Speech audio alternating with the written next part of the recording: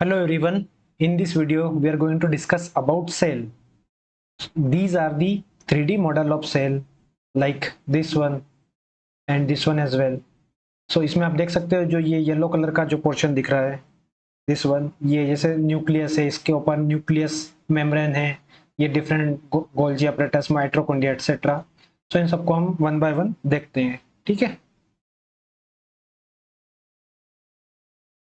ये जो स्ट्रक्चर और फंक्शन है हम इसको सबको वन बाय वन डिस्कस करने वाले हैं। जैसे बेसिकली जो सेल है वो दो टाइप की होती है, एक प्लांट सेल होती है, एक एनिमल सेल होती है। दोनों में कुछ सिमिलरिटीज रहती है, कुछ कुछ डिफरेंसेस रहते हैं, तो वन बाय वन हम सारी चीजों को देखेंगे, ठीक है। बट उससे पहले हम कुछ साइंटिस्ट का नाम देख लेते हैं जिनका कंट्रीब्यूशन रहा है। सबसे जो इम्पोर्टेंट है वो है रॉबर्ट हुक। तो इन्होंने डिस्कवर्ड किया था सेल को, और इन्होंने ये नाम जो है सेल ये भी कॉइंड किया था इन 1665।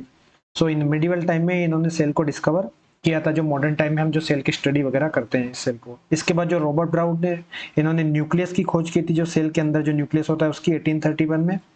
और फिर शेल्डन और स्वान, ये जो साइंटिस्ट है, दोनों ने सेपरेटली सेल थ्योरी दी थी। सेल थ्योरी के अकॉर्डिंग जितने भी प्लांट और एनिमल्स हैं वो सब सेल से मिलके बने हैं। इसी वजह से सेल को बेसिक यूनिट ऑफ लाइफ भी कहा जाता है। ये जो थ्योरी ये शेल्डन ने 1838 में दी थी, और जो स्वान इन्होंने 1839 में दी थी, ठीक है। तो ये कुछ इंपॉर्टेंट साइंटिस्ट है जिनका कंट्रीब्यूशन रहा था। फिर जब 1940 में इलेक्ट्रॉन माइक्रोस्कोप की डिस्कवरी हो गई, तो जितने ऑर्गेनली जो छोटी छोटी सेल के अंदर जो कंपोनेंट जिससे मिल के सेल बनी है उसको ऑब्जर्वेशन करना आसान हो गया, उसको समझना आसान हो गया। जो कॉम्प्लेक्स स्ट्रक्चर थी उसकी स्टडी को भी इजी बना दिया। और जो वेरियस ऑर्गेनली, ऑर्गेनली का मतलब होता है जो सेल के जो ऑर्गन्स एक टाइप से, या जो उसके कंपोनेंट है उनको ऑर्गेनलीज बोलते हैं। तो उनकी स्टडी आसान हो गई और हम और डिटेल में स्टडी कर पाए। तो ठीक है, जो सेल ऑर्गेनलीज होती हैं, ये जो जैसे अगर ये सेल है, इसको मैं अगर राउंड सेल मानो, तो ये जो आउटर लेयर है इसको हम सेल मेम्ब्रेन बोलते हैं, ठीक है। इसके अंदर एक लिक्विड रहता है जेली टाइप का, इसको सिस्टोप्लाज्म बोलते हैं। इसके अंदर वेरियस टाइप के, जैसे माइट्रोकॉन्ड्रिया हो गया, यहाँ पे न्यूक्लियस हो गया, इस पर न्यूक्लियर मेम्ब्रेन हो गई, फिर एंडोप्लाज्मिक रेटिकुलम हो जाता है इस टाइप से, और भी गोल्जी बॉडीज हो गई, लाइसोसोम्स हो गया, ये सब क्या है, ये सब ऑर्गेनलीज हैं। तो ये मेम्ब्रेन के अंदर बाउंड रहते हैं, ठीक है। इसका सिग्निफिकेंस ये रहता है कि जैसे वायरस होता है, वायरस में ये मेम्ब्रेन नहीं होती है, तो मेम्ब्रेन नहीं होती है तो वो एक्सटर्नल एनवायरनमेंट से इंटरेक्ट नहीं कर पाता, और अगर एक्सटर्नल एनवायरनमेंट से इंटरेक्ट नहीं कर पाएगा तो फिर वो अपना आपको प्रोड्यूस और मल्टीप्लाई नहीं कर पाएगा। इसी वजह से जब वायरस होता है, जब वो किसी लिविंग बॉडी के अंदर एंटर करता है, तो उसकी मशीनरी को यूज करता है, वो सेल की मशीनरी को, और मल्टीप्लाई वगैरह करता है। तो जब वो किसी बॉडी के अंदर होता है वायरस, तो एक लिविंग हो जाता है, और जब वो आउटसाइड रहता है तो नॉन लिविंग हो जाता है। तो ये इंपॉर्टेंस होता है सेल ऑर्गेनेल का। इनके बिना इवन जो बॉडी है वो किसी ऑर्गेनिज्म की, वो भी अच्छे से फंक्शन नहीं कर पाती है, ठीक है। इसी वजह से जो वायरस रहता है वो outside the body non living रहता है, ठीक है। इसके बाद हम कुछ प्रोसेस और one by one cell organelles को डिस्कस करते हैं। तो सबसे जो पहला वाला प्रोसेस है वो प्लाज्मोलाइसिस है। प्लाज्मोलाइसिस दो वर्ड से मिलकर बना होता है, प्लाज्मा जिसका मतलब फ्लूइड होता है, और लाइसिस जिसका मतलब डिसइंटीग्रेशन या डिकम्पोजिशन होता है। तो जो फ्लूइड का डिकम्पोजिशन होता है उसी को हम प्लाज्मोलाइसिस बोलते हैं, ठीक है। ये जब कोई भी लिविंग सेल होती है वो वाटर को अपने अंदर अब्जॉर्ब और वाटर को वापस एक्सट्रैक्ट करके बाहर निकालना, जो प्रोसेस रहता है वो उसको प्लाज्मोलाइसिस के थ्रू ही करती है। तो जो प्लाज्मा रहता है, प्लाज्मा यानी कि जो फ्लूइड है, वो उसका डिकम्पोजिशन करना, उसको ऑब्जर्व करना है, निकालना, जिससे कि या तो वाटर लूज हो रहा है अगर बाहर जा रहा है, अगर अंदर आ रहा है तो वाटर को ऑब्जर्व हो रहा है। तो ये जो जिस प्रोसेस के थ्रू होता है इसको हम क्या बोलते हैं, प्लाज्मोलाइसिस बोलते हैं, ठीक है। इसी तरीके से दूसरा जो प्रोसेस होता है वो एंडोसाइटोसिस होता है। ये प्लाज्मा मेम्ब्रेन के थ्रू होता है, ये भी ठीक है। ये भी दो वर्ड से बना है, एंडो का मतलब होता है इनसाइड, और आपका जो साइटो का मतलब होता है सेल होता है। साइटो वर्ड यूजली सेल के लिए ही यूज किया जाता है, इसकी इसलिए सेल की स्टडी को भी हम सिस्टोलॉजी बोलते हैं, ठीक है। तो ये भी याद रखना, ठीक है। जो cytology is the study of this cell, ठीक है। तो जब जहां पे भी सिस्टो वर्ड होता है इसका मतलब सेल होता है। तो जहां यहाँ पे जैसे एंडोसिस्टोसिस है, इसका मतलब है कि इंटरनल प्रोसेस जो होता है सेल का, उसको हम एंडोसिस्टोसिस बोलते हैं। जैसे इसकी वजह से क्या होता है, मेम्ब्रेन को फ्लेक्सिबिलिटी मिल जाती है, और वो वाटर, फूड वगैरह वो सबसे अपने अंदर इनगल्प कर सकती है। जैसे अमीबा इसी प्रोसेस से अपना फूड बनाता है, ठीक।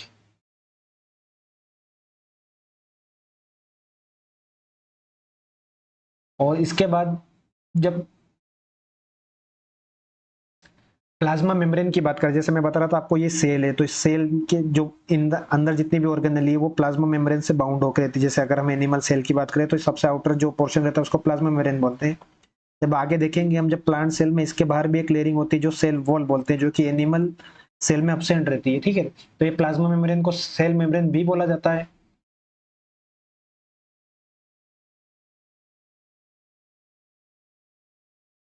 अब ये सेल मेम्ब्रेन जो होती है, इसकी वजह, इसको सिर्फ इलेक्ट्रॉन माइक्रोस्कोप से ऑब्जर्व कर सकते हैं, क्योंकि इसकी साइज काफी कम होती है, तो इसको हम यूजली सिंपल आई से नहीं देख सकते हैं। जो प्लाज्मा मेम्ब्रेन होती है वो आउटर मोस्ट कवरिंग होती है, जैसे मैं बताया, तो ये जो आउटर कवरिंग है इसको हम प्लाज्मा मेम्ब्रेन बोलते हैं। इसके अंदर ही, जैसे ये न्यूक्लियस हो गया, ये सिस्टोप्लाज्म हो गया, ये प्लाज्मा मेम्ब्रेन हो गए। तो सेल के 3 कंपोनेंट होते हैं, ठीक है। जो फर्स्ट होता है वो प्लाज्मा मेम्ब्रेन होता है, जो कि आउटर एनवायरनमेंट से इंटरेक्ट करने में हेल्प करता है, वो सिलेक्टिवली परमिएबल होता है। इसके अंदर फिर न्यूक्लियस रहता है, अगर एनिमल सेल की बात करें तो सेंटर में न्यूक्लियस रहता है। फिर ये बीच में न्यूक्लियस और प्लाज्मा मेम्ब्रेन के बीच में एक फ्यूड रहता है, ठीक है, जेली लाइक स्ट्रक्चर रहती है, इसको हम सिस्टोप्लाज्म बोलते हैं। और सिस्टोप्लाज्म के अंदर ही बहुत सारे आपके स्ट्रक्चर्स रहते हैं, कंपोनेंट रहते हैं, जिसको हम ऑर्गेनेलिस बोलते हैं, ठीक है। अब ये जो प्लाज्मा मेम्ब्रेन जो आउटर एक एनवायरनमेंट से इंटरेक्ट करता है, तो जो प्रोसेस होता है जिसके थ्रू वो गैस को अनसाइड या आउटसाइड ले जाता है, या और भी प्रोडक्ट रहते हैं, उसको डिफ्यूजन के थ्रू होता है। तो उसमें जैसे अगर हम प्लांट सेल की बात करें तो उसमें क्या रहता है कि फोटोसिंथेसिस के लिए कार्बन डाइऑक्साइड गैस की रिक्वायरमेंट होती है, तो वो डिफ्यूजन के थ्रू ही सेल के अंदर इंटर करती है। इसी तरीके से अगर एनिमल सेल है तो वहां पे माइटोकॉन्ड्रिया में अगर एनर्जी का प्रोडक्शन हो रहा है तो वहां पे ऑक्सीजन की रिक्वायरमेंट होगी, तो वो ऑक्सीजन डिफ्यूजन के थ्रू सेल के अंदर इंटर होती है और इसी प्रोसेस के थ्रू बाहर भी चली जाती है, ठीक है। तो अब इसके बाद जो एक इंपॉर्टेंट, वन बाय वन हम ऑर्गेनेली का डिस्कस करें, तो सबसे पहले हम बात करेंगे सेल ऑर्गेनेलिज में सेल वॉल की। अब जो सेल वॉल होता है, ठीक है, ये सेल वॉल के बारे में जो सबसे इंपॉर्टेंट बात ये याद रखनी है कि एनिमल में अब्सेंट होता है, ठीक है। एनिमल सेल में सेल वॉल नहीं होती, ये सिर्फ प्रॉपर्टी होती है प्लांट सेल की, ठीक है। तो जो सेल वॉल होती है वो सिर्फ प्लांट सेल में होती है, ठीक है। ये रिजिड होती है, ये आउटर कवरिंग होती है, जैसे ये प्लाज्मा मेम्ब्रेन हो गई इस सेल के अंदर, ये बाहर। अब इसके बाहर भी अगर प्लांट सेल को देखेंगे तो ये सेल वॉल होगी, और ये बहुत रिजिड रहती है।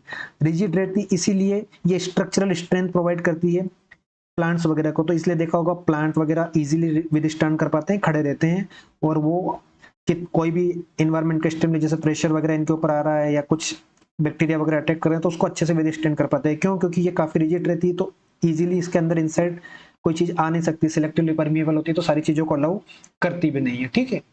इसके बाद इसकी वजह से, सेल वॉल की वजह से कुछ एडवांटेज होते हैं, उसको स्ट्रेंथ मिलती है, लॉस, इसमें जो वाटर का लॉस होता है वो भी इसके थ्रू होता है, तो वो भी एक सिलेक्टिवली तरीके से होता है। फिर प्रेशर वगैरह भी इक्वली एग्जर्ट होता है, तो वो श्रंक वगैरह नहीं होती है सेल, इसकी वजह से स्वेल वगैरह नहीं होती है, प्रेशर वगैरह को अच्छे से विदस्टैंड कर पाती है, स्ट्रक्चरल रिजिडिटी मिल जाती है। तो ये कुछ फायदे होते हैं प्लांट सेल को सेल वॉल होने की वजह से, ठीक है। इसके बाद जो थर्ड कंपोनेंट होता है प्लाज्मा मेम्ब्रेन और न्यूक्लियस के अलावा होता है सिस्टोप्लाज्मा। अब ये सिस्टोप्लाज्मा जैसे मैंने बताया जेली लाइक स्ट्रक्चर होता है, सब्सटेंस होता है, स्ट्रक्चर नहीं, सब्सटेंस होता है, जो कि सेल मेम्ब्रेन और न्यूक्लियस के बीच में होता है। अगर ये सेल है, ठीक है, तो ये सेल मेम्ब्रेन हो गई, ये न्यूक्लियस हो गया, तो इसके बीच का जो सब्सटेंस है, इसको जो जेली लाइक सब्सटेंस होता है इसको हम सिस्टोप्लाज्मा बोलते हैं। तो सिस्टोप्लाज्मा एक टाइप से फ्यूड रहता है, ये सेमी फ्यूड टाइप का रहता है, जो प्लाज्मा मेम्ब्रेन के अंदर रहता है, ठीक है। ये बहुत सारे सेल ऑर्गेनेलीज इसके अंदर रहती है, जैसे माइटोकॉन्ड्रिया, गोल्जी बॉडी हो गया, राइबोसोम्स हो गया, और सभी ऑर्गेनेली का अपना अपना कोई स्पेसिफिक फंक्शन होता है जो सेल के अंदर परफॉर्म करते हैं, और एज ए होल जब ये परफॉर्म करते हैं तो एक अपने आप में यूनिट बन जाते हैं जो सेल हो जाती है, और इसी सेल से फिर डिफरेंट डिफरेंट टाइप के टिश्यू बनते हैं, ठीक है। फिर सेल से टिश्यू बन जाएंगे आपके, फिर टिश्यू से ऑर्गन बन जाएगा, और ऑर्गन से आपका ऑर्गन सिस्टम बन जाएगा, ऑर्गन सिस्टम कंसिस्ट होगा जैसे वेरियस टाइप का, उससे ऑर्गेनिज्म बन जाएगा। इस तरीके से ये अपने आप में आगे बढ़ता जाता है, और ऑर्गेनिज्म मिलकर पॉपुलेशन बना लेंगे, फिर पॉपुलेशन एनवायरनमेंट से इंटरेक्ट करके कम्युनिटी बना लेगी, फिर कम्युनिटी डिफरेंट डिफरेंट कम्युनिटी का इंटरेक्शन होकर बायोम बन जाएगा, और सारे बायोम को मिला देंगे तो बायोस्फीयर बन जाएगा। तो इसी तरीके से, इसीलिए इसको बेसिक यूनिट ऑफ लाइफ बोलते हैं, क्योंकि यहीं से सारी लाइफ शुरू होती है। इसके पहले जो भी चीजें होती है वो नॉन लिविंग होती है, ठीक है। इसके बाद से जब जैसे इस ऑर्गेनेलीज अगर उनको सिंगल सिंगल कंपोनेंट देखेंगे तो वो उनके अंदर लाइफ नहीं आ पाएगी, जब वो पूरी सेल के अंदर जैसे फंक्शन करेगी तभी वो काम करेगी। तो ये सिस्टोप्लाज्मा भी वन ऑफ द पोर्शन रहता है, इसके अंदर बहुत सारी ऑर्गेनेलीज रहती है, ठीक है।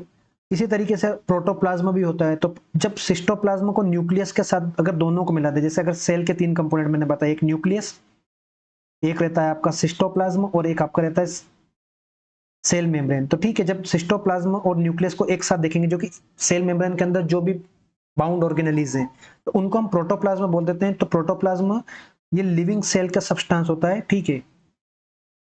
जो नेक्स्ट है हमारा वो है न्यूक्लियस। जैसे तीसरा कंपोनेंट की बात करें, प्लाज्मा मेम्ब्रेन और सिस्टोप्लाज्मा का, तो न्यूक्लियस होता है। तो न्यूक्लियस सबसे इंपॉर्टेंट रहता है, ये माइंड होता है, ठीक है। ये क्या होता है, ये माइंड होता है सेल का एक तरीके से। ये सारी चीजों को कंट्रोल करता है, कितना प्रोटीन सिंथेसिस करना है, कहाँ पे ले जाना है, किस चीज को अंदर आने देना है, किसको बाहर ले जाना है, ये सेंटर में रहता है, ठीक है, अगर एनिमल सेल की बात करें। और इस न्यूक्लियस को बाहर साइड कवर करके रखती है एक न्यूक्लियर मेम्ब्रेन, ताकि ये इंटरेक्ट कर सके इसके एक्सटर्नल एनवायरनमेंट से, जो कि सेल की बहुत सारी ऑर्गेनेलीज है उनसे, ठीक है। तो ये जो अंदर वाला पोर्शन रहता है इसको न्यूक्लियर बोलते हैं। और ये एक तरीके से माइंड भी होता है। तो कभी क्वेश्चन आ जाए कि what is the mind of cell, तो वो न्यूक्लियस रहता है, इतना आपको याद रखना है, ठीक है। काफी क्रूशियल रोल प्ले करता है ये। जैसे बहुत सारे ऑर्गेनिज्म रहते हैं, जैसे अगर बैक्टीरिया की बात करें, तो उनमें न्यूक्लियस अच्छे से डेवलप होता नहीं है, इसलिए उनमें न्यूक्लियर मेम्ब्रेन भी नहीं रहती है। इसी टाइप के सेल को हम यूकारियोटिक बोलते हैं, आगे हम जाके अभी देखेंगे, ठीक है।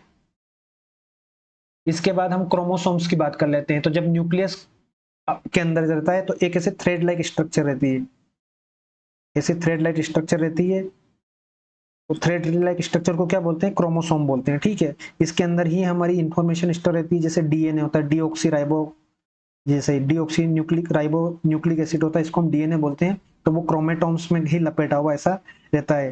क्रोमोसोम डीएनए और प्रोटीन से मिलके बना होता है।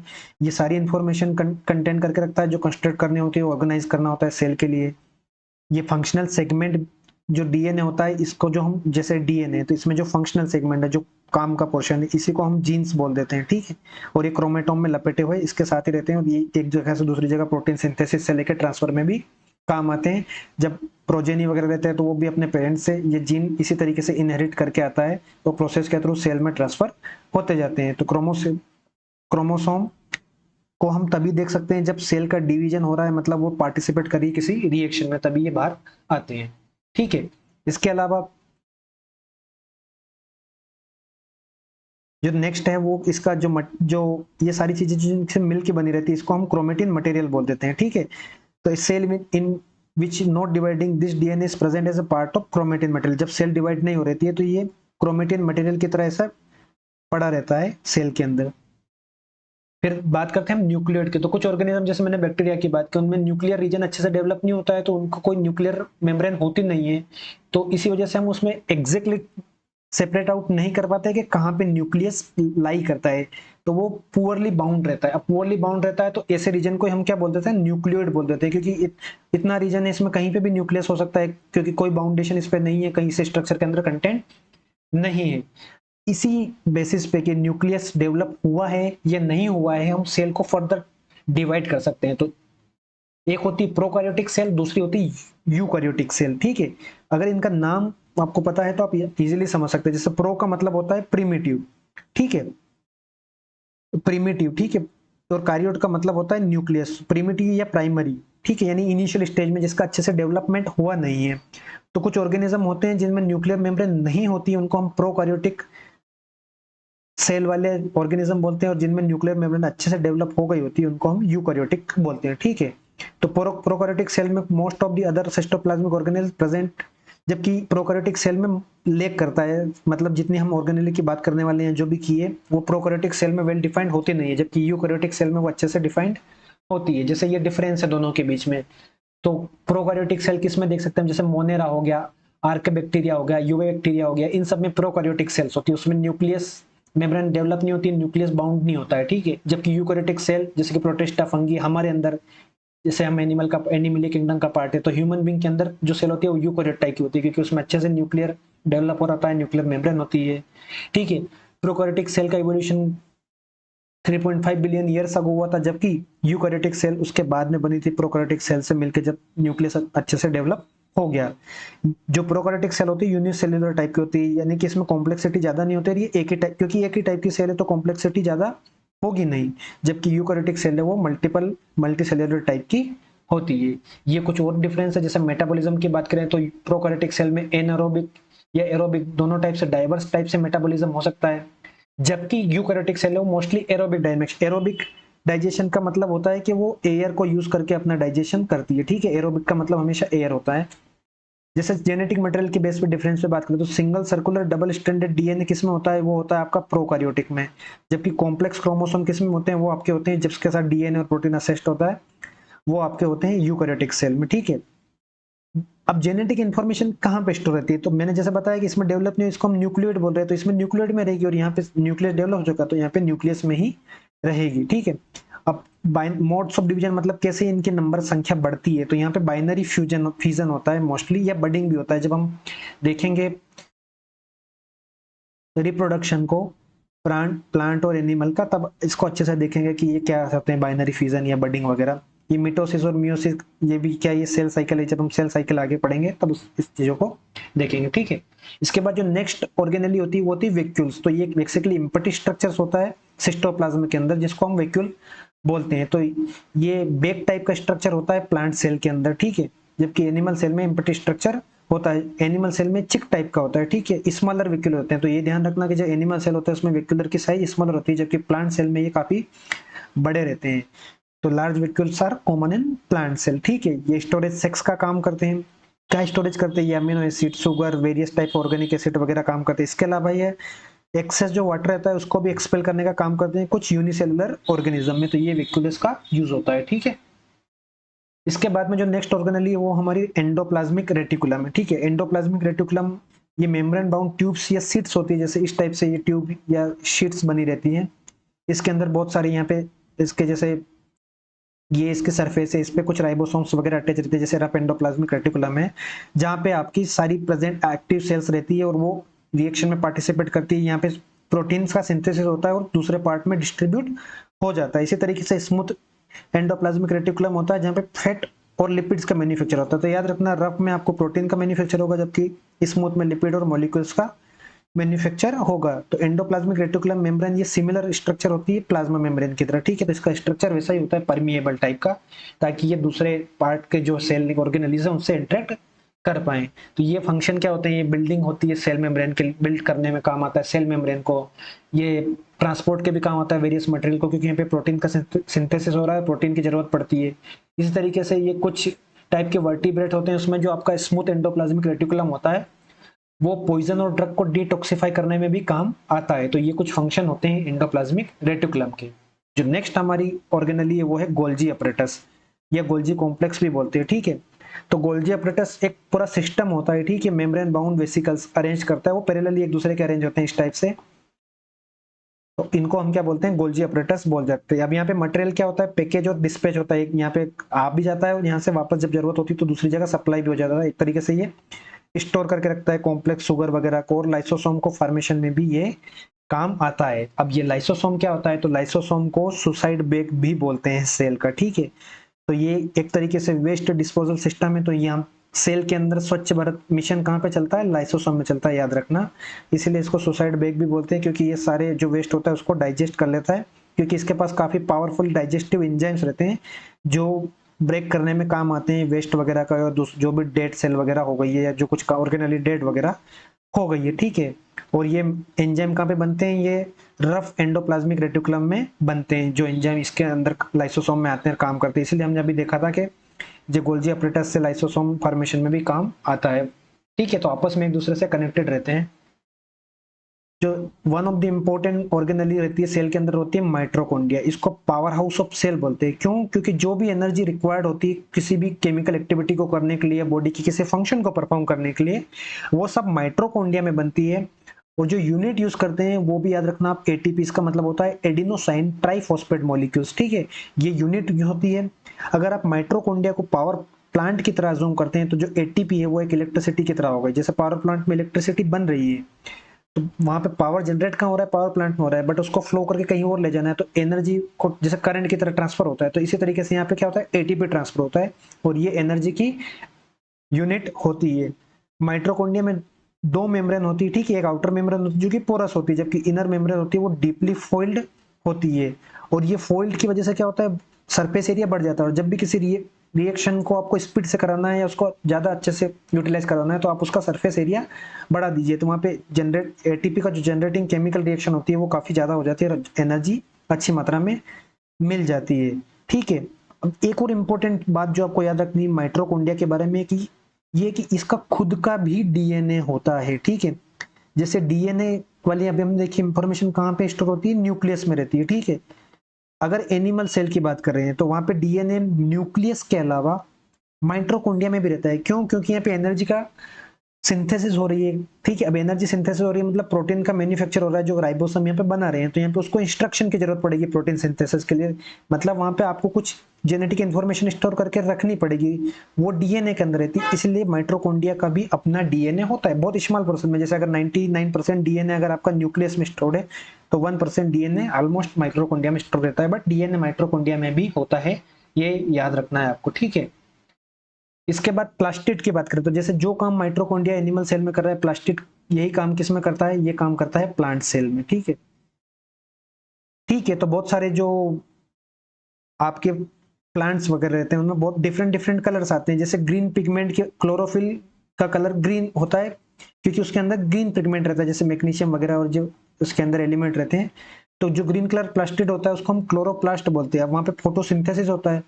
अब सोचो फोटोसिंथेसिस हो रहा है मतलब एनर्जी का डेरिवेशन हो रहा है, एनर्जी सिंथेसिस हो रही है। एनर्जी सिंथेसिस हो रही है मतलब अगेन कुछ प्रोटीन वगैरह बन रहा है वहाँ पे या दूसरे टाइप के प्रोडक्ट बन रहे हैं। अब इस ये बन रहे हैं तो यहाँ पे कुछ इंस्ट्रक्शन की जरूरत पड़ेगी, इसलिए माइटोकॉन्ड्रिया की तरह प्लास्टिड का भी अपना डीएनए होता है और इसके पास भी राइबोसोम होते हैं जो प्रोटॉन सिंथेसिस में काम आते हैं। एक और बात, जो कलर्ड प्लास्टिड होते हैं उसको हम क्रोमोप्लास्ट बोलते हैं और जो कलरलेस प्लास्टिड होते हैं हम उसको ल्यूकोप्लास्ट बोलते हैं। ठीक है, तो ल्यूकोप्लास्ट एक प्राइमरी ऑर्गेनेल होती है जहाँ पे मटेरियल बहुत सारे जैसे स्टार्च या ऑयल या प्रोटीन वगैरह स्टोर करके रखा जाता है, पर ये कलर लेस होता है या बहुत लेस कलर्ड होता है। ठीक है, व्हाइट कलर का हो सकता है या कलर होता नहीं है, इसको हम ल्यूकोप्लास्ट बोलते हैं। ठीक है, इसके एक्सटर्नल स्ट्रक्चर माइटोकॉन्ड्रिया की तरह ही होती है क्योंकि प्लांट सेल में ये वही काम कर रहा है जो एनिमल सेल में हमारा माइटोकॉन्ड्रिया करता है। अब ये कुछ डिफरेंस है प्लांट सेल और एनिमल सेल के बारे में। देखा, जो प्लांट सेल होती है यूजुअली लार्जर होती है। देखा, पेड़ की साइज काफी बड़ी भी होती है। देखिए 50-50, 60-60, 100-100 फीट के पेड़ हो जाते हैं, वो इसी वजह से कि जो प्लांट की सेल की साइज है वो भी बड़ी है क्योंकि वही बेसिक बिल्डिंग ब्लॉक है जो आगे जाके रिपीट होकर ऑर्गन टिश्यू वगैरह बनाते हैं। एनिमल सेल होती है उनकी यूजुअली जो साइज होती है वो स्मॉलर होती है प्लांट सेल से। ठीक है, जैसे हमने देखा जब सेल वॉल के बारे में पढ़ रहे थे कि सेल वॉल सिर्फ प्लांट सेल में प्रेजेंट रहती है जबकि एनिमल सेल में ये अब्सेंट होती है। ठीक है, इसी तरीके से क्लोरोप्लास्ट किस में प्रेजेंट रहता है, प्लांट सेल में, जबकि एनिमल सेल में क्लोरोप्लास्ट अब्सेंट होता है। इसके जो वैक्यूले रहते हैं जहाँ पे स्टोर करके रखते हैं, जो सेक्स रहते हैं वो बड़े रहते हैं क्योंकि यहाँ पे खुद की एनर्जी डिराइव करते हैं, जबकि एनिमल सेल में जो वैक्यूले रहते हैं वो स्मॉल रहते हैं। ठीक है, अब न्यूक्लियस जो प्रेजेंट रहता है वो पेरीफेरी के अलोंग प्रेजेंट है। जैसे अगर ये सेल है तो ये प्लांट सेल में इस तरीके से न्यूक्लियस प्रेजेंट रहता है, जबकि एनिमल सेल में ये सेंटर में प्रेजेंट रहता है न्यूक्लियस। ठीक है, लाइसोसोम्स इसमें प्लांट सेल में रेयरली होते हैं या नहीं होते हैं, जबकि एनिमल सेल में लाइसोसोम रहते हैं जिसको हमने भी देखा था कि सुसाइडल बैग भी होते हैं। ठीक है, जो स्टोरेज मटेरियल रहता है प्लांट सेल का वो स्टार्च ग्रेन रहता है, जबकि एनिमल सेल का जो स्टोरेज मटेरियल रहता है वो ग्लाइकोजन ग्रेन्यूल्स रहता है। तो ये इंफॉर्मेशन थी सेल्स के बारे में। Hope you like it. Thank you.